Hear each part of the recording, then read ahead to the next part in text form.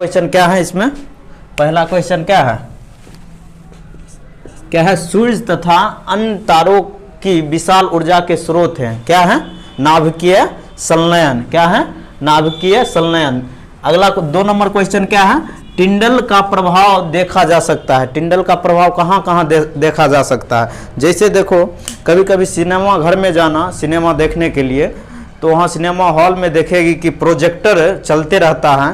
Projector से light जो निकलता है वो दिखाई देते रहता है कि प्रोजेक्टर से यहाँ पर लाइट निकल रहा है। उसमें हल्का हल्का धूल चलते नज़र आएगा।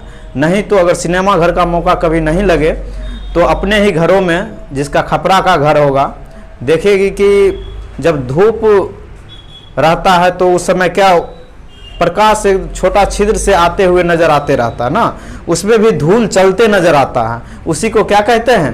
टिंडल प्रभाव बोलते हैं। क्या बोलेंगे उसको?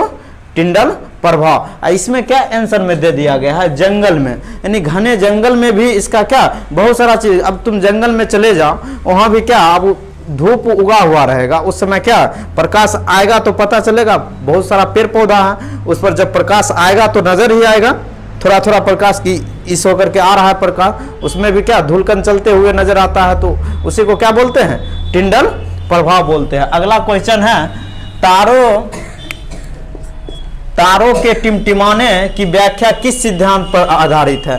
तारों के टिमटिमाने की व्याख्या किस सिद्धांत पर आधारित है? तो किस सिद्धांत पर आधारित है? अपवर्तन का सिद्धांत, यानी प्रकाश का अपवर्तन के सिद्धांत पर आधारित है। क्या? तारों का टिमटिमाना किस पर आधारित है? बोलो ना जी, किस पर आधारित है? प्रकाश के अपवर्तन के सिद्धांत पर ना। ऑप्शन में रह सकता है अपवर्तन के सिद्धांत ना। चलो अब अगला क्वेश्चन है, सामान्य नेत्र के रेटिना पर बनने वाला प्रतिबिंब होता है। हम लोग के आंख पर जो किसी वस्तु का प्रतिबिंब बनता है वो कैसा बनता है? वास्तविक और उल्टा होता है। कैसा होता है? वास्तविक और उल्टा होता है। बोलो कैसा होता है जी? वास्तविक और उल्टा होता है। हम लोग के जो सामान्य नेत्र जो आंख में जो बनता है ना, किसी का फोटो या फोटो को, ये वस्तु को ही क्या बोलते हैं हम लोग? प्रतिबिंब बोलते हैं। वो कैसा होता है? वास्तविक और उल्टा होता है। ठीक है, अब आ जाओ, लघु पथन के समय परिपथ में विद्युत धारा का मान कितना होता है? कितना होता है? बहुत अधिक होता है। क्या होता है नूनू? बहुत क्या होता है? बहुत अधिक होता है। अगला क्वेश्चन है, विद्युत चुंबकीय प्रेरण की खोज किसने की थी? विद्युत चुंबकीय प्रेरण की खोज किसने की थी? फैराडे ने। किसने किया था नूनू? फैराडे ने किया था। अगला है, गोलीय दर्पण में फोकसांतर एवं वक्रता त्रिज्या के बीच संबंध है। क्या संबंध है? F बराबर R/2। क्या है? F बराबर R/2। या इसी को दूसरे तरह हम लोग क्या लिख सकते हैं? R बराबर क्या लिख सकते हैं? 2F। इसी को दूसरे तरह क्या लिख सकते हैं? R बराबर 2F भी रहेगा, ऑप्शन में तो लगा देना है। ठीक, या तो रहेगा F बराबर R/2 या तो क्या रहेगा? R बराबर 2F रहेगा। ठीक है, अब आ जाओ, अगला क्वेश्चन है, लेंस का आवर्धन m किसके बराबर होता है? लेंस का आवर्धन m किसके बराबर होता है? तो क्या आंसर में हो जाएगा? V/U। किसके बराबर होता है? V/U। जब लेंस का चर्चा होगा, किसका चर्चा होगा? लेंस का चर्चा होगा तो क्या हो जाएगा? V/U। और दर्पण का चर्चा हो जाएगा तो इसमें हो जाएगा -V/U। क्या हो जाएगा? -V/U। जब आवर्धन पूछेगा m बराबर क्या पूछेगा? m बराबर क्या हो जाएगा? लेंस में हो जाएगा V/U और दर्पण में हो जाएगा -V/U। ठीक है, अगला क्वेश्चन देखो क्या है। अगला क्वेश्चन है, मानव नेत्र में कौन सा लेंस होता है? मानव नेत्र में जो कौन सा लेंस होता है? उत्तल लेंस होता है। मानव नेत्र में कौन सा लेंस होता है? उत्तल लेंस। यानी हम लोगों के आंख में कौन सा लेंस लगा हुआ है? उत्तल लेंस लगा हुआ है। ठीक है, अब अगला क्वेश्चन क्या है? अगला क्वेश्चन है, मानव नेत्र में वस्तु का प्रतिबिंब किस भाग पर बनता है? किस भाग पर बनता है? रेटिना पर बनता है। हम लोगों के आंख में जो है किसी वस्तु का जो प्रतिबिंब बनता है वो किस पर बनता है? रेटिना पर बनता है। उसी का दूसरा नाम है दृष्टिपटल। क्या नाम है उसका? दृष्टिपटल। रेटिना का ही दूसरा नाम क्या है? दृष्टिपटल। याद रखना। ठीक है, अब आ जाओ, 11 नंबर क्वेश्चन है, विद्युत जनित्र का सिद्धांत आधारित है। किस पर आधारित है? विद्युत चुंबकीय प्रेरण पर। विद्युत जनित्र का जो सिद्धांत किस पर आधारित है? विद्युत चुंबकीय प्रेरण पर। अगला क्वेश्चन है, जिस वस्तु से प्रकाश निकलता है उसे कहा जाता है। जिस वस्तु से प्रकाश निकलता है उसको क्या कहा जाता है?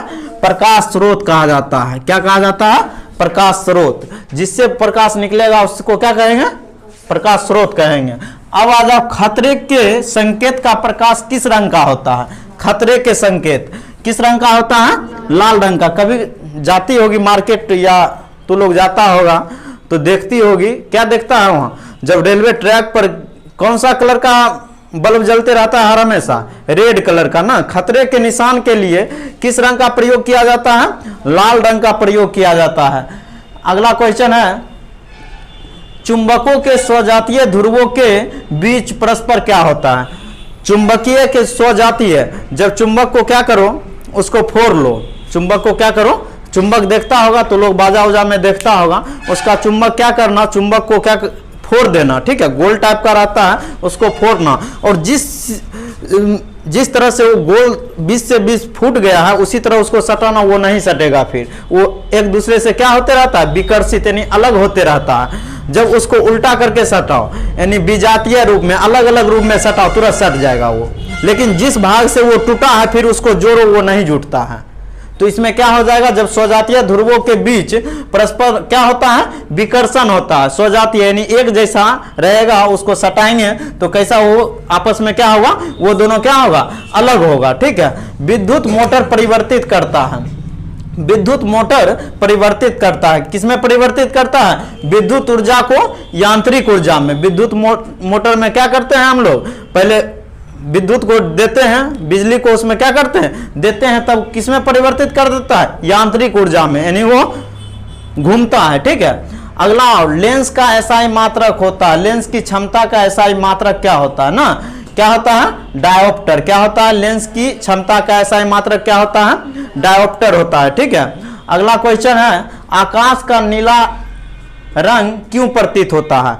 आकाश का नीला रंग क्यों प्रतीत होता है? प्रकाश के प्रकीर्णन के कारण। आकाश का नीला रंग क्यों प्रतीत होता है? प्रकाश के प्रकीर्णन के कारण। अगला है, विद्युत चुंबकीय प्रेरण की खोज किसने की? विद्युत चुंबकीय प्रेरण की खोज किसने की? फैराडे ने। किसने किया था? फैराडे ने। अगला है, प्रतिबिंब का आकार हमेशा वस्तु के आकार के बराबर होता है, बराबर है तो दर्पण होगा। कौन सा दर्पण होगा? समतल दर्पण। हम लोग जो घर में जो दर्पण या आईना को जो यूज करते हैं वो घर में कौन सा लगा रहता है?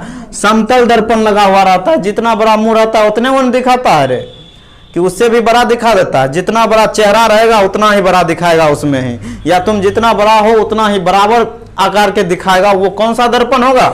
समतल दर्पण होगा। अगला क्वेश्चन है, 1 किलोवाट बराबर होता है, यानी 1 किलोवाट किसके बराबर होता है? 3.6 गुणे 10⁻6 जूल के बराबर होता है, ठीक है? अगला क्वेश्चन है, दर्पण का सूत्र क्या होता है? दर्पण का सूत्र क्या होता है? 1/v + 1/u बराबर 1/f। दर्पण का सूत्र क्या होता है? 1/v + 1/u बराबर 1/f। इसी में लेंस का सूत्र अगर पूछ दे लेंस का, तो क्या बोलोगे? लेंस का सूत्र, लेंस का जब सूत्र पूछे 1/v - 1/u बराबर 1/f। सिर्फ बीच में क्या लगा देना है? बीच में नूनू माइनस लगा देना है। वो क्या हो जाएगा? लेंस का सूत्र हो जाएगा। प्लस में किसका सूत्र हो जाएगा? दर्पण का सूत्र हो जाएगा, ठीक है? अगला क्वेश्चन है, अगला क्वेश्चन है, किस उपकरण में धन प्लस यानी और ऋण माइनस, यानी ऋण माइनस को कहते हैं, धन किसको कहते हैं? प्लस को कहते हैं, का चिन्ह नहीं होता है? किसमें नहीं होता है? कुंडली में नहीं होता है, ठीक है? अगला है, 1 जूल और 1 सेकंड के अनुपात को क्या कहते हैं? 1 वाट बोलते हैं। क्या बोलते हैं? 1 वाट बोलते हैं। अगला 24 नंबर क्वेश्चन है, निम्न में से कौन बायोगैस ईंधन का स्रोत नहीं है? कौन नहीं है? नाभिकीय ऊर्जा। कौन सा नहीं है? नाभिकीय ऊर्जा। उसको बंद करो।